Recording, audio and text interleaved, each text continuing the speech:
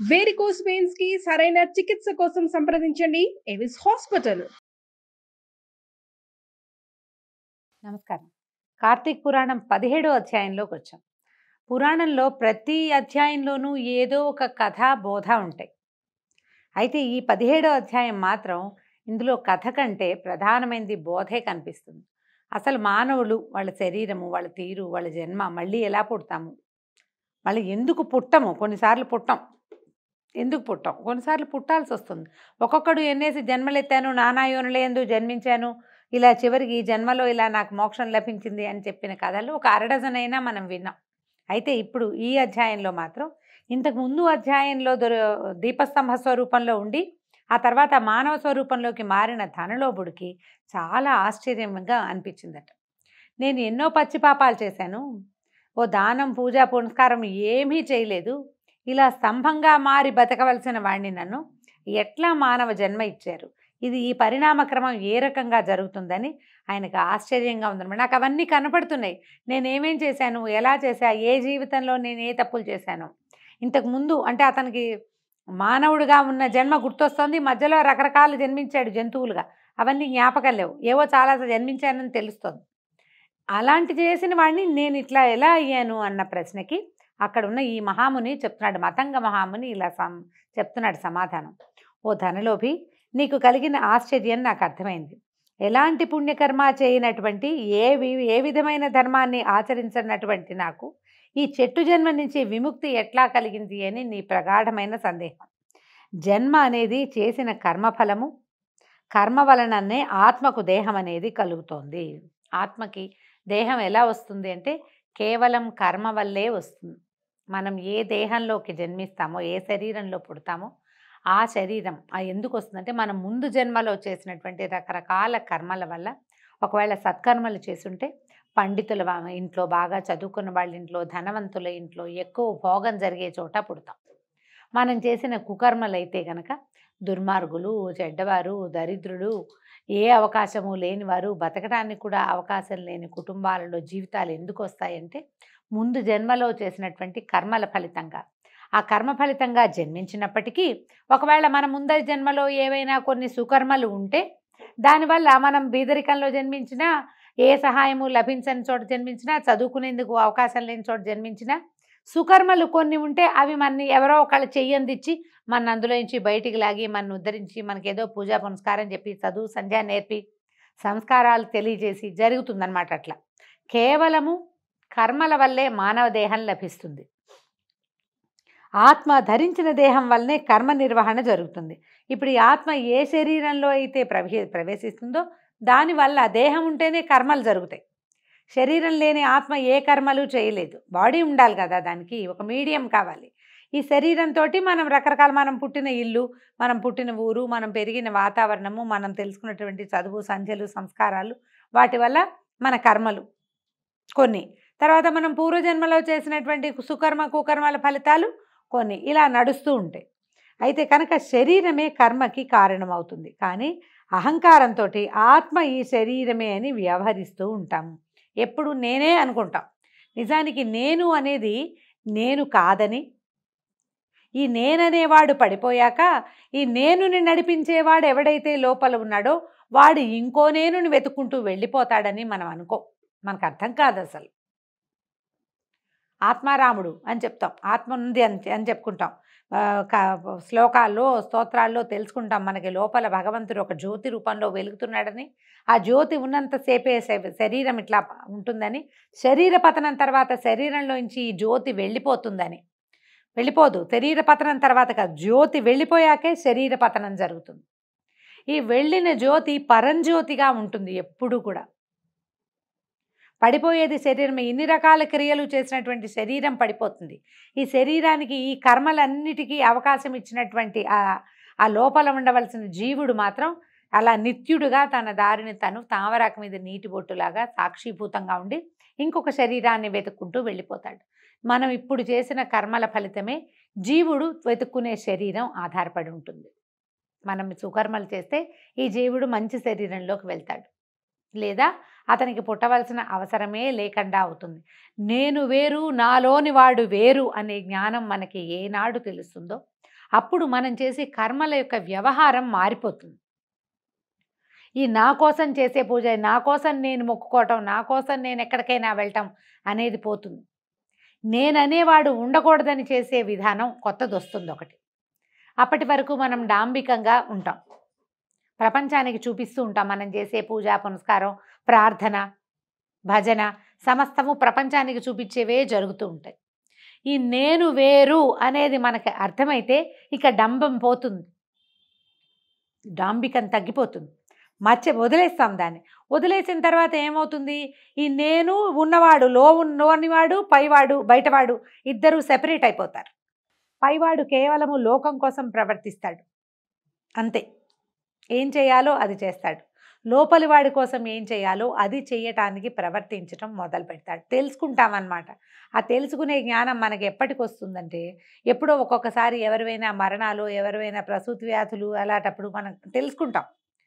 ఇది చాలా బుద్బుద్ప్రాయం, ఇది చాలా క్షణాల్లో వెళ్ళిపోయే వ్యవహారం, ఇదంతా తేలిపోతుంది, ఏం లేదు, ఇక్కడ ఏమి లేదు, ఇది నీటి బుడగ లాంటిది జీవితం అని తెలుసుకుంటూ ఉంటాం. ఒకసారి కాదు, చాలాసార్లు వస్తుంది మనకు ఆ వేదాంతం. కానీ ఏంటంటే అది నిలబడదు. ఆ నిలబడ్డం కోసమే మనం పురాణాలు వింటాం, ప్రవచనాలు వింటాం. నేననేవాడు వేరేవాడు ఒకడు ఉన్నాడు అనే సంగతి మనకి అర్థం అవటానికే చాలా సమయం పడుతుంది. ఈ లోపల మనం ఎన్నో రకాల వ్యవహారాలు చేసేస్తాం. వాటిని మోసుకుంటూ మన లోపల ఉన్నవాడు మళ్ళీ పుట్టాల్సి వస్తుంది. ఆ మోత వాడికి ఇవ్వకూడదంటే ఈ ఇహంలో మన ప్రవర్తనలో మార్పు రావాలి. మనకు తెలియకుండానే ఈ కార్తీక పురాణంలో ఏం చెప్తారు, తెలియకుండానే ఎలుక తీసుకెళ్ళి ఓ ఒత్తిని తీసుకెళ్ళి ఇంకో చోట పెట్టింది, దాని మానవుడైపోయింది. తెలియకుండా చేసినా కూడా అది కుదురుతుంది అని. అందరికీ అది సాధ్యపడదు. ఇవి కృతయుగం నాటి కథలు. ఇప్పుడు మనం తెలుసుకోవాలి, నిర్మమంగా ప్రవర్తించాలి. ఇదంతా నాదే, ఇదంతా నాకే అనుకోకూడదు. అసలు ఈ నేను అనేది ఒక క్షణమని ఇది వెళ్ళిపోవడానికి మనకు అర్థం కావాలన్నమాట. అది వివరంగా చెప్తున్నారు చూడండి. నేను నాది అనబడే జీవాత్మయే అహంకారం. ఈ అహంకారంతోనే సర్వస్వము అన్న భావన కలుగుతుంది. ఆత్మ పరమాత్మ స్వరూపం. పుట్టుక, మరణము, వృద్ధి పొందించటము, క్షీణించటము అనేవి శరీరానికి మాత్రమే ఉంటాయి. పుడతాము, పెరుగుతాము, మరణిస్తాము, క్షీణిస్తూ ఉంటాం, అంటే వీక్ అయిపోతాం, వృద్ధాప్యం వస్తుంది, తర్వాత మరణిస్తాం, అది శరీరానికి. కానీ ఆత్మకి ఉండవు. కర్మకు కారణమైన శరీరము పంచభూతాలతోటి తయారవుతుంది. రంగు, రుచి, వాహన, వాసన, ఆహార విహారాలకు, సుఖదుఖాది అనుభవాలకు, ఆవేదనలకు గురి చేయబడుతుంది. శరీరమే, ఆత్మ కాదు గురి చేయబడేది. వివేకము, విజ్ఞానము, వ్యామోహాల కారణంగా పాపపుణ్యాలు సంప్రాప్తమవుతాయి. మనం వివేకంతో చేస్తాం, ఎవరికైనా సహాయం చేస్తాం, సహాయం చేసి మళ్ళీ సహాయాన్ని తీసుకున్నామనుకోండి, అది సహాయంగా ఉండదు, వ్యాపారంగా మారుతుంది. మనం ఎవరికైనా చేసిన సహాయం మనకి పుణ్యంగా మారి మన అకౌంట్లో చేరుతూ ఉంటుంది. పుణ్యబలం పెంచుకుంటాం. తెలియక పొరపాట్లు చేస్తాం. మన వల్ల వాళ్ళకి ఇబ్బంది కలుగుతుందని తెలిసినా ఇవాళ మన పని అయిపోతుంది కదా అని చేసేస్తాం. అసలు మనకు తెలియకుండానే మనం ఈ పని చేస్తే వాళ్ళకి ఏదో ఇబ్బంది వస్తుందని మనకు అర్థం కూడా కాదు.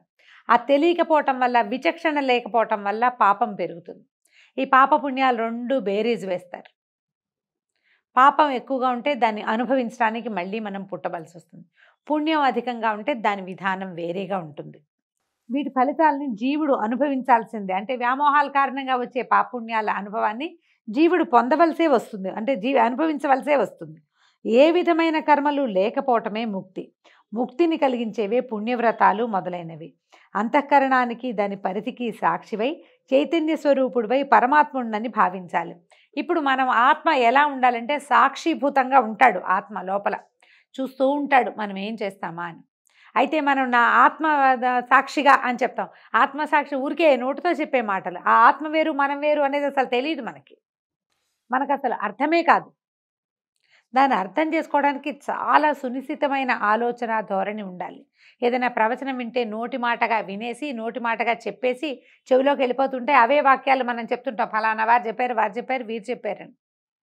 కానీ దాని యందు ప్రవర్తించడం చేత కాదు మనకి. దానికోసం ప్రయత్నం చేయాలి. అందుకే మనం ఇలాంటివి వినాలి, చదవాలి అని చెప్తాం. ఈ లోపల ఉన్న ఆత్మ ఏంటంటే సాక్షిభూతుడిగా ప్రపంచ పోకడలని గమనిస్తూ ఉంటుంది. అప్పుడప్పుడు నీకు చెప్తుంది, ఇది నువ్వు చెయ్యొద్దు అని. అంతరాత్మ అంటాం దాన్ని మనం. ఈ తప్పు చెయ్యొద్దు. ఆత్మ ప్రబోధం ఇది కూడా చెప్తాం. ఆత్మ మన మీద తన తాలూకు ఆధిపత్యం చూపించడానికి ప్రయత్నం చేస్తాడు, ఒకసారి చెప్తూ ఉంటాడు. చేయకు చేయకు అని. కానీ మన బుద్ధి చుట్టూతా ఉన్న ప్రపంచపు పోకడలు మనని ఆపవు, ఆగనివ్వవు, చేసేస్తాం. అది తప్పు తప్పు అని తెలుస్తూ ఉంటుంది లోపల, కానీ ఊరుకోం. ఎవరైనా ఏమైనా అనుకుంటారనిపిస్తుంది, ఎవడో ఒకళ్ళు మనని ప్రోత్సహిస్తాడా, ఎవరైనా ఏమనుకుంటే ఏమిటి, మన ఇష్టం అని. ఈ మన ఇష్టమని చేసేసిన పని వల్ల అది తప్పు, పాపము, ఇతరులకు ఇబ్బంది కలిగించేది, ప్రపంచానికి దోహదపడనిది, సరైనది కాదు అయినప్పుడు అప్పుడు మనకి పుణ్యబలం తగ్గిపోయి పాపం పెరిగిపోతుంది. ఈ సాక్షిభూతుడిగా ఉన్న లోపల ఉన్న ఆత్మ ఏం చేస్తుంది, దాన్ని భరించాల్సి వస్తుంది మనం చేసే కర్మలని. కేవలము సాక్షిగానే ఉంటాడు. అందుకని ఎప్పుడు కూడా నిన్ను నువ్వు విను అని చెప్తారు. ఇతరులని వినద్దు. ప్రపంచం ఏం చెప్తుందో కాదు, నువ్వేం చెప్తున్నావు, నీకు నువ్వేం చెప్పుకుంటున్నావు. చెయ్యకూడదు అని అనిపించిన పనిని ఇక ఎవరు చెప్పినా చెయ్యొద్దు. ఆ చెయ్యకూడదు అనేది పరిస్థితుల్ని బేరీజు వేసుకుని చేయకూడదు అంటుందా నీ బుద్ధి, లేకపోతే ఇది మంచిది కాదు అని చెప్తుందా? దాన్ని వినాలి. వినడం మొదలు పెడితే మనం చాలా తేలికగానే ఆత్మ వేరు, నేను వేరు అనే విషయాన్ని, నేనెవరు అనే విషయాన్ని తెలుసుకోగలుగుతాం. అది మనం అర్థం కావాలి మనకు, అంతే. అంతఃకరణానికి దాని పరిధికి సాక్షివై చైతన్య స్వరూపుడివై పరమాత్ముడిని భావించాలి. అలా భావించడానికి శరీరము ఘటంలాగా లోపంతో కూడి ఉంటుంది, ఒక హోల్ ఉంటుందన్నమాట శరీరానికి. కనుక శరీరాలు పరమాత్మ యొక్క నిశ్చలమైన రూపాలు కాలేవు. శరీరము ఆత్మ కాదు. ఆత్మ పంచభూతాత్మకమైన శరీరం కాదు. నీ శరీరంలోని ఇంద్రియాలు నువ్వు కాదు, నీవి కాదు. ఈ ఇంద్రియాలు వ్యామోహాలకి లోనవుతూ హానిని కలిగిస్తూ ఉంటాయి. వాటి కారణంగానే నీకు పరమాత్మ అయ్యే స్వతంత్రత లేదు. బుద్ధిని దిక్కుగా ప్రయాణింపజేసే ప్రత్యేగాత్మ అని నిర్ధారణ చేసుకో. యావత్తు సన్నిధానం కారణంగా దేహేంద్రియాలు, జడత్వము, ప్రాణం ఉన్నా పుట్టుకలేని ఆత్మ అని అనిపిస్తుందో ఆ పరమాత్మ నువ్వు అనేది నిశ్చయించుకోవాలి. సరిగ్గా ఆలోచించాలన్నమాట. ఇదేది, ఈ చెయ్యి నేనా కాదు, ఈ కాలు నేనా కాదు, ఈ శరీరమే నేనా? మరి పడిపోతాం కదా, అప్పుడు నేననేది లేదు కదా. ఎప్పుడో ఒకప్పుడు శరీరం వెళ్ళిపోతుంది. ఈ నేనుండి మనం మరణించిన తర్వాత తీసుకెళ్ళి తగలేస్తారు లేదా పాతేస్తారు. అదే కదా జరిగేది. నేను చేశారా? దేన్ని చేశారు? శరీరం పడిపోయింది. నిన్నటి దాకా నడిచింది ఇవాళ ఎలా పడిపోయింది? అందులోంచి ఎవరు బయటికి వెళ్ళిపోవటం వల్ల ఇది పడిపోయింది. ఆ ఎవరో బయటికి వెళ్ళారు, అదా నేను, ఇదా నేను, శరీరమా వెళ్ళిపోయిన వాడా? ఈ ఆలోచన ఖచ్చితంగా ప్రతివాడికి ఉండవలసిందే. జాగ్రత్త, స్వప్న, సుషుప్తి అవస్థలందు పదార్థాలన్నీ కలిసిపోయినప్పుడు వికారములు లేనివాడే సాక్షిభూతుడై చూస్తున్నది ఎవడో వాడే నువ్వని భావించు. దీపం వేరు, వెలుగు వేరు అని అనిపించినట్టుగానే శరీరం వేరు, శరీరంలో ప్రకాశించే ఆత్మ వేరు అని తెలుసుకో. ఆత్మస్వరూపుడైన పరమాత్మను ధ్యానించు. సత్యాసత్యములందు, ప్రియాప్రియములందు ఇష్టుడైన సర్వసాక్షియే నిత్యమని నిశ్చయించుకో. ఇంద్రియాలు, మనసు, ప్రాణము, అహంకారము, దేహము వీటన్నిటికంటే అతీతంగా 6 విధాలైన వికారాలు లేకుండా ఉండేవాడే పరమాత్మ.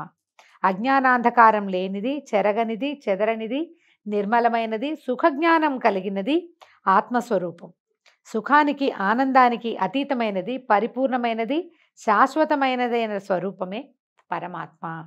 సర్వజ్ఞత, సర్వేశ్వరత్వము, సర్వశక్తిత్వము వేదాలలో ఎవరికి ఉన్నాయని, ఎవరికి సంబంధించినవని చెప్పబడ్డాయో అటువంటి పరమాత్మని అనుసరించి చేసే ఏ వస్తుజ్ఞానం వలన పరిపూర్ణమైన జ్ఞానం కలుగుతుందని వేదాలు బోధిస్తాయో అదే పరబ్రహ్మమని, కర్మఫలదాయకమని, జీవులన్నిటికీ కారకమని సమస్త వేదరాశి ఉద్ఘోషిస్తోంది. చాలా పెద్ద విషయం అండి. ఇప్పుడు మనం ఉన్నాం, మన కన్ను, ముక్కు, చెవి ఇలా కావాలని మనం చేసుకోలేదు. మనకు అసలు తెలీదు. పోని తల్లి, మనకి పురుడు పోసిన తల్లి, మనకి ప్రాణం పోసిన తల్లి తండ్రికి కూడా మన ముక్కు, మన కన్ను, మన చెవి ఇలా ఉండాలని, ఇన్ని నరాలు ఉండాలని, ఇన్ని నాడులు ఉండాలి, ఇన్ని ఎముకలు ఉండాలి, మా పిల్లవాడికి 2000 ఎక్స్ట్రా ఉండాలి, అలాంటివి ఎవరైనా ఊహిస్తారా? తెలీదు. మనకి తెలియకుండానే అసలు జీవం ఎలా పోసుకుందో, జీవం ఎలా తయారైందో ఆ జీవితానికి కారణమైన అమ్మా నాన్నలకి కూడా తెలియదు. దానికి కారణం ఎవరు చేశారు దీన్ని? ఓ కన్ను, కంటికి కుడి కన్ను ఒక రకం, ఎడం కన్ను ఒక రకం. ముక్కుకి 2 రంధ్రాలు ఉండాలి, ఒక దాంట్లోంచి గాలి వెళ్ళాలి, రెండో దాంట్లోంచి గాలి రావాలి. 2 చెవులలోనూ శూన్యం ఉండాలి, శూన్యం ఉంటేనే శబ్దం వినపడుతుంది. నోట్లో నాలుక ఉండాలి, చుట్టూతా పళ్ళు ఉండాలి. అన్ని పళ్ళున్నా అవి టకటకా ప్రతి వస్తువుని నవిలేసేవైనా లోపల మెత్తగా ఉండే నాలుకని అవి నమలకూడదు. ఈ నాలిక, ఈ పళ్ళు ఒక మెత్తటి పదార్థము, ఓ 32 గట్టి పదార్థాల మధ్యలో నుంచి సుమధురమైన కంఠస్వరం బయటికి రావాలి. ఈ నాలిక, ఈ పళ్ళు తగిలితే ఈ అక్షరాలు రావాలి. ఇవేవి మనకు తెలీదే, మనమేం చెయ్యాల. ఎవరు చేశారు దీన్ని? ఎవడైతే దీన్ని చేశాడో వాడు పరమాత్మ. ఆ పరమాత్మలోంచి బయటికి వచ్చినటువంటి కొన్ని లక్షల కోట్ల స్వరూపాలే ఈ భూమి మీద నివసించేటువంటి సమస్తమైన జీవరాశులు. ఆయన యొక్క ఆజ్ఞతోటి ఇవన్నీ నడుస్తూ ఉంటాయి. ఇందులో ఎవ్వడూ స్వతంత్రుడు కాదు. వీడు పుట్టడానికి స్వతంత్రం ఎలా లేదో చావడానికి కూడా స్వతంత్రం అలాగే లేదు. ఈ చావు పుట్టుకల మధ్య ఉండే నాటకాన్ని నడిపిస్తూ అది మనమే నడిచేస్తున్నామని, మన వల్లే ఇదంతా నడుస్తోందని భ్రమిస్తూ భావిస్తూ ఉంటాం. కేవలము భ్రమే ఈ భావన అంతా కూడా. పరబ్రహ్మని తెలుసుకునే ప్రయత్నం చేయాలి. నువ్వు జీవితం అంతా ఎన్నో రకాల జీవితాలు గడిపి కొన్ని తప్పులు చేసి దానివల్ల ఈ చెట్టు జన్మని పొందావు. ఇక్కడి నుంచి నీకు బ్రహ్మని తెలుసుకునే అవకాశం మళ్ళీ ఇవ్వబడింది. ఒకసారి చచ్చి బతుకుతా ఉండే యాక్సిడెంట్లలో చావు తప్పి కన్నులు లొట్టపోతుంది. అవాళ వచ్చిన భయం మనకు మొదటి రోజు చాలా టెన్షన్గా భయంగా ఉంటుంది. దేవుడు మళ్ళీ మనకి పునర్జన్మనిచ్చాడు, బాగా బతకాలనుకుంటాం. మళ్ళీ ఈ జగన్మాయా విలాసాలతోటి దీంట్లోకి వెళ్ళిపోతాం, మాయలో పడిపోతూ ఉంటాం, తెలుసుకోలేకపోతాం. ఒక్కసారి ఫ్రాక్షన్ ఆఫ్ సెకండ్స్లో మరణాన్ని కంటితో చూసిన వాడు ఆ భయాన్ని విడిచిపెట్టకుండా సరిగ్గా ప్రవర్తించే అవకాశం ఇస్తూ ఉంటాడు భగవంతుడు. మనం తెలుసుకోలేకపోతాం, కొన్నాళ్లే ఉంటాం, మళ్ళీ నాటకంలో పడిపోతుంటాం ప్రతిసారి. అందుకని సంవత్సరానికి ఒకసారి ఇలా కార్తీక మాసాలు వచ్చి, మార్గశిర మాసాలు వచ్చి, మాఘమాసాలు వచ్చి, బాబు పక్కకి వెళ్ళిపోకమ్మా, ఇందులో ఉండు, ఇది అని చెప్తూ ఉంటాయి. అలా వెళ్ళకు, ఇలా వెళ్ళు, ఇలా ప్రయత్నం చెయ్యి. దొరికిన దుర్లభమైన మానవ జన్మని పరిపూర్ణం చేసుకో. నీ వల్ల ఇతరులకి ఉపయోగం ఉండాలి. నువ్వు ఇతరులకి కష్టం కలిగించకూడదు, నీ వల్ల పక్కవాడికి కష్టం కలగకూడదు. సాధ్యమైనంత పుణ్యాన్ని ఆచరించు. అందుకని వ్రతం చేయి, హోమం చేయి, పూజ చేయి, దీపం పెట్టు, ఎక్కడైనా తీర్థాలకి వాటికి వెళ్ళి స్నానం చేయి. నువ్వు చేయగలిగేది అదే. నీ ప్రమేయం లేకుండా జరిగే రకరకాల తప్పులకి నా వల్ల ఈ పొరపాటు ఏం జరిగాయో నాకు తెలీదు, ఆ తప్పులన్నీ ఈ దీపంలో కాలిపోవాలని కార్తీకంలో దీపం పెట్టు. ఆ దీపానికి వల్లే ఈ చెట్టుకి ఇలాంటి మోక్షం వచ్చింది. పరమాత్మకు సంబంధించిన వాక్యార్థాలు అర్థమయ్యే వరకు శమధమాది గుణములతో వినడానికి, అర్థం చేసుకోవడానికి ప్రయత్నించు. వింటూ ఉండాలన్నమాట. ఆత్మజ్ఞానాన్ని సంపాదించడం కోసమే పనులను ఆచరించాలి. పొందిన ఉపదేశాలకు తగిన విధంగా యథావిధిగా కర్మల్ని గనక ఆచరిస్తే ఆ కర్మల వల్లనే జన్మ తరిస్తుంది. స్వయం సిద్ధమైనవైనా అప్రయత్నాలైనా సరే నీ కర్మఫలాలు అనే బంధాలు తొలగటంతో నీకు మోక్ష సిద్ధి కలుగుతుంది.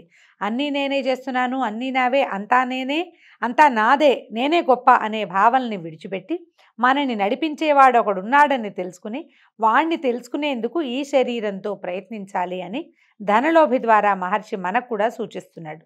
దీంతో 17వ రోజు పారాయణ పూర్తయింది. రేపు ఉదయం 18వ రోజు పారాయణలో మళ్ళీ కలుసుకుందాం. నమస్కారం.